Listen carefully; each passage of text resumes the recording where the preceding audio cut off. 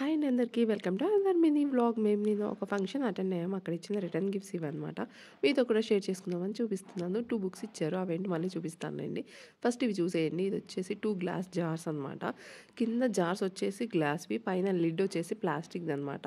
But చూడడానికి చాలా బాగుంది. గోల్డ్ కలర్ కాబట్టి కలర్ కాంబినేషన్.